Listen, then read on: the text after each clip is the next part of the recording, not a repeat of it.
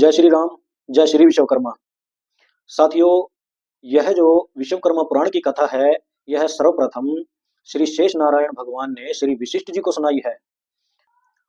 और यही विश्वकर्मा पुराण की कथा श्री सूत जी के श्री मुख से सौनकादि ऋषियों व 88,000 ऋषि मुनियों ने सुनी है। साथियों, भगवान शेष नारायण कहते हैं, शेषनाग भगवान का यह कथन है कि यह जो विश्वकर्मा पुराण की कथा है, जो व्यक्ति यह कथा सुनता है, यह कथा उन महापुरुष की है कि जिनके उपकारों का यह सृष्टि कभी ऋण नहीं चुकता कर सकती। भगवान विश्वकर्मा इस सृष्टि के सृजन करता है व रक्षण करता है, वह हम सब का कल्याण करें, ऐसा शेष नारायण भगवान कहते हैं। उन्होंने कहा है कि यह कथा धर्म, अर्थ, काम व मोक्ष को प्रदान करने वाली है। जो भी व्यक्ति भगवान श्री विश्वकर्मा की कथा सुनता है, वह कभी निष्कर्म नहीं रहता। वह व्यक्ति अपने लक्ष्य को हासिल कर लेता है। और यह कथा चारों पुरुषार्थों को देने वाली है। यह जो भगवान विश्वकर्मा की कथा है, यह बेरोजगारी मिटाने वाली है। जो व्यक्ति भगवान विश्वकर्मा की कथा सुनता है, वह कभी निकम्मा नहीं रहता। उसके पास कभी काम की कोई कमी नहीं रहती।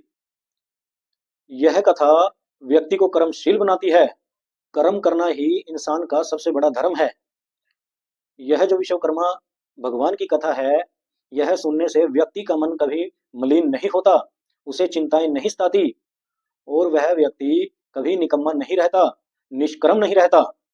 उस व्यक्ति पर भगवान श्री नारायण की कृपा बनी रहती है, ऐसा शेष नारायण भगवान कहते हैं। यह भगवान शेष नारायण का कथन है कि यह कथा सुनने से इंसान मोक्ष प्राप्त करता है, वह उसका भाग्य बदल जाता है। इस भगवान विश्वकर्मा की कथा का प्रचार किस प्रकार हुआ, यह उस समय की बात है जब सौनकादि ऋषि नैमिषारण्य तीर्थ में स्नान करके आ रहे थे। तो जैसे ही वह मुड़ते हैं, उनको श्री सूत जी के दर्शन होते हैं। उनको श्री सूत जी आते हुए दिखाई दिए। नैमिषारण्य वन में सौनकादि ऋषियों को श्री सूत जी दिखाई दिए। यह वह स्थान है जहां पर सभी पुराणों का आयोजन हुआ है, जहां पर 88,000 ऋषियों ने श्री सूत जी से सभी कथाएं सुनी हैं। सौनकादि ऋषियों ने श्री सूत जी को प्रणाम किया और उनके लिए आसन की व्यवस्था करी। श्री सूत जी आसन पर बैठ जाते हैं और भगवत चर्चा होने लगती है। तब श्री सौनकादि ऋषि श्री सूत जी से कहते हैं कि हे सूत जी, यह जो निमिष में पर्णकुटियां बनी है, इनमें हमारा बड़ा ही मन लगता है, इनमें हमें बड़ी शांति मिलती है। यहाँ यह जो कुटियां है, यह छोड़ने का हमारा मन नहीं करता। यहाँ हमें बड़ी ही शांति मिलती है और बड़ा ही संतोष मिलता है। इसका क्या कारण है? तब श्री सूत जी कहते हैं कि हे सौनकादि ऋषियों, यह जो निमिष की पर्ण कुटियां हैं, यह सब भगवान विश्वकर्मा के द्वारा ही बनाई गई हैं। तब श्री सौनकादि ऋषि कहते हैं, हे सूत जी, इस स्थान पर हमारा बड़ा ही मन लगता है, यहाँ से जाने का हमारा कहीं मन नहीं करता। हमारा भाग्य है कि आज आप यहाँ पधारे हैं। हमारी पूजा अर्चना स्वीकार करें, आपके चरणों में हमारा वंदन है।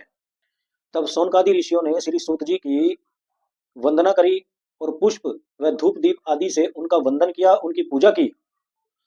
और तभी वहां पर वह सभी 88,000 ऋषि मुनि आ गए जो उन पर्णकुटियों में रहते थे। और सभी ने श्री सूत जी के चरणों में वंदना करी, उन्हें प्रणाम किया और कहा कि हे भगवान वेद व्यास जी के शिष्य श्री सूत जी, आपने हमें सभी देवों की कथाएं सुनाई हैं। आपने हमें एक से बढ़कर एक कथाएं सुनाई हैं, लेकिन हम सब आज तक भगवान श्री विश्वकर्मा की कथाओं से अनभिज्ञ हैं। यदि आज आप हमें उनके बारे में कुछ बताएंगे तो आपकी बड़ी कृपा होगी।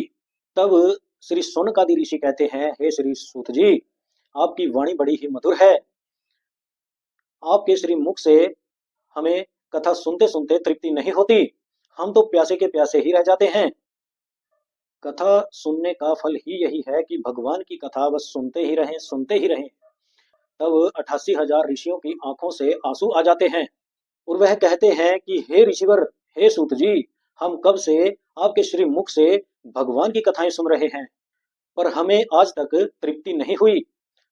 तब श्री सूत जी कहते हैं कि हे ऋषिवर, आप बड़े ही बड़भागी हो। हे महात्माओं, आपको जो यह मनुष्य देह मिली है, इसको पाने के लिए तो देवता भी तरसते हैं। हे ऋषियों, हे महात्माओं, इस देह से हमेशा धर्म ही होना चाहिए। यह मनुष्य देह कब खत्म हो जाए, कब सड़ जाए, कब गल जाए और कब इसमें कोई भयानक रोग लग जाए, इसका कुछ पता नहीं होता। मनुष्य की देह का सबसे बड़ा धर्म है कि वह भगवान के श्री चरणों में ही अपना मन लगा कर रखे और भगवान की कथाओं में अपने चित्त को सदा सदा लगाए रखे। हे ऋषिवरों, तब सभी 88,000 ऋषि मुनि और सोनकादि ऋषि कहते हैं कि हे श्री सूत जी, हम आपके श्री मुख से भगवान श्री विश्वकर्मा की कथा सुनने के लिए तरस रहे हैं। हम बड़े ही व्याकुल हैं। कृपया हमारी मनोकामना पूर्ण करें, हमें भगवान विश्वकर्मा की कथा सुनाने की कृपा करें। तब श्री सूत जी कहते हैं कि हे ऋषियों, यह प्रभु और मां सरस्वती की कृपा है कि आप मेरे मुख से यह भगवान श्री विश्वकर्मा की कथा सुनना चाहते हैं। हे ऋषियों, मैं स्वयं कुछ नहीं कहता, परंतु वह भगवान ही हैं जो मेरे द्वारा प्रभु की लीलाओं का वर्णन करवाते हैं, प्रभु की लीलाएं आप लोगों तक पहुंचाते हैं। वह भगवान की ही कृपा है।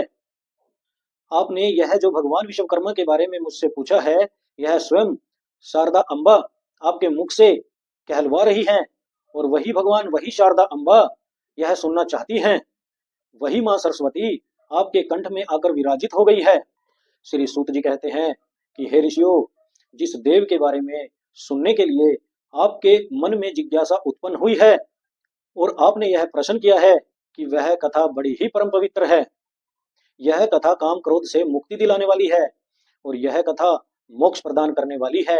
यह जो विश्वकर्मा भगवान की कथा है, यह जो विश्वकर्मा पुराण की कथा है, यह मोक्ष प्रदान करने वाली है। हे ऋषियों, यह कथा सतयुग काल में भगवान श्री शेष नारायण ने श्री विशिष्ट जी को सुनाई थी और श्री विशिष्ट जी से यही कथा भगवान वेद व्यास जी ने सुनी है, जो मेरे गुरुदेव भगवान हैं, और उन्हीं अपने गुरुदेव भगवान से यह कथा मैंने सुनी है। तो हे ऋषियों, जो यह भगवान विश्वकर्मा की कथा है, वह कृपा प्रसाद आज मैं आप सबको परोस रहा हूं।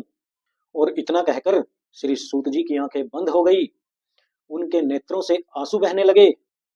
सूत जी महाराज के नेत्र भर आए।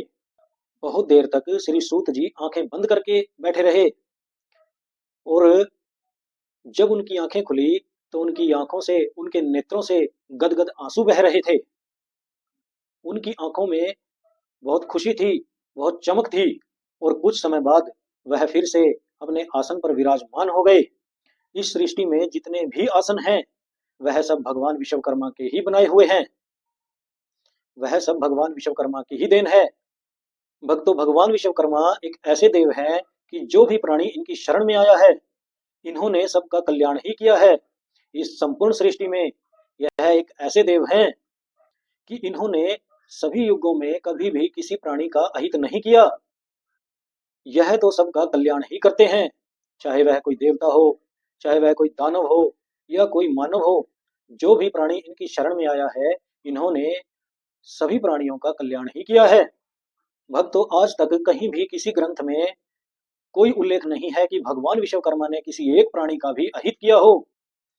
यह तो एकमात्र ऐसे देव हैं जो सबका कल्याण ही करते हैं, जिन्होंने इस सृष्टि में हर एक प्राणी का कल्याण किया है। भगवान विश्वकर्मा तो कृपा के सागर हैं, यह तो कृपा निधान है।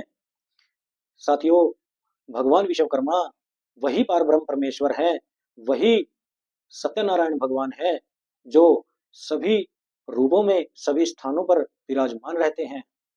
साथियों, भगवान विश्वकर्मा तो स्वयं पारब्रह्म परमेश्वर हैं, यह तो कल्याण के सागर हैं, यह तो कृपा के सागर हैं। तब श्री सूत जी कहते हैं कि हे ऋषियों, यह कथा सावधान होकर सुनिए। यह भगवान विश्वकर्मा की कथा हमें भक्ति प्रदानित करती है और भक्ति से ही भगवान की प्राप्ति होती है। यह कथा सुनने के लिए उत्सुक रहिए, तभी यह भगवान विश्वकर्मा की कथा आपके हृदय में बैठेगी। जय श्री विश्वकर्मा, जय श्री राम।